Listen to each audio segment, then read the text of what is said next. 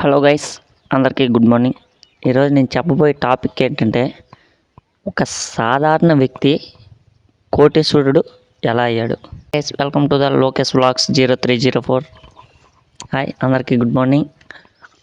ఒక ఊర్లో ఒక సాధారణమైన అబ్బాయి రవి అనే ఒక అబ్బాయి ఉండేవాడు. ఆ అబ్బాయి చాలా రోజుల నుండి ఖాళీగా ఉండేవాడు. డిగ్రీ చదువుకున్నాడు, పూర్తి అయిపోయింది. చాలా ఇంటర్వ్యూస్కి వెళ్తున్నాడు, ఏ జాబు రావడం లేదు. ఎన్ని ఇంటర్వ్యూస్కి వెళ్ళా ఏ జాబు ఫస్ట్ రావడం లేదు.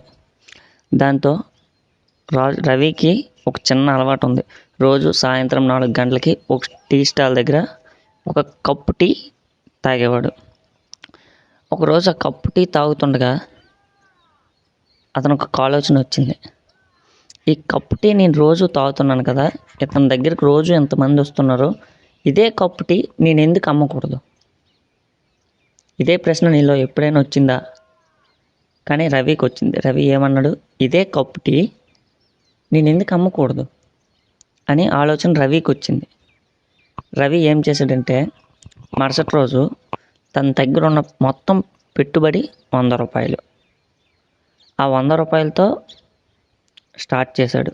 ఇంట్లో స్టవ్ తెచ్చుకున్నాడు. 100 రూపాయలతో టీ పొడి, పాలు కొన్నాడు. అతన్ని చూసి అందరూ నవ్వుతున్నారు. నువ్వేం చేస్తావు, ఈ 100 రూపాయలతో నువ్వేం చేస్తావని. కానీ రవి మాత్రం ఎవరిని పట్టించుకోలేదు. ఫస్ట్ రోజు ఎవరు కస్టమర్స్ రాలేదు, రెండో రోజు రాలేదు, ఒక వారం రాలేదు, నెల తర్వాత అలా 10 మంది 20 మంది రావడం మొదలెట్టారు. కొన్ని రోజుల తర్వాత రవి దగ్గర కస్టమర్స్ ఒక 100 మంది వచ్చారు. రవి సంతోషంతో ఏం ఎగిరిపోలేదు, అలా కష్టపడ్డాడు.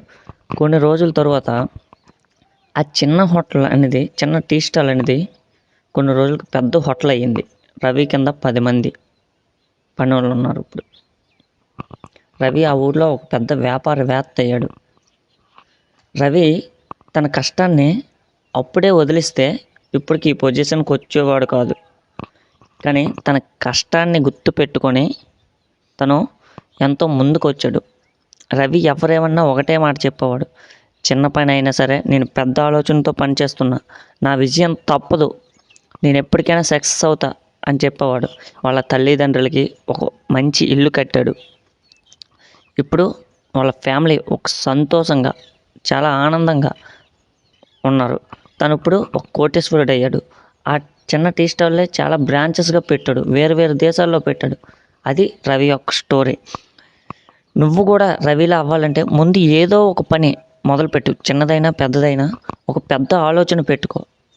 పెద్ద ఆలోచన పెట్టుకొని స్టార్ట్ చేయి పనిని. నువ్వు కూడా తప్పకుండా సక్సెస్ అవుతావు. ఇది మన వీడియోలో మోడల్. చిన్న ఆలోచన ఒక పెద్ద విజయానికి మార్గం.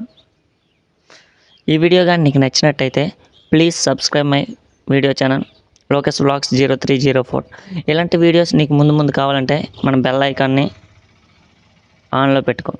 Thank you, by by, love you for watching.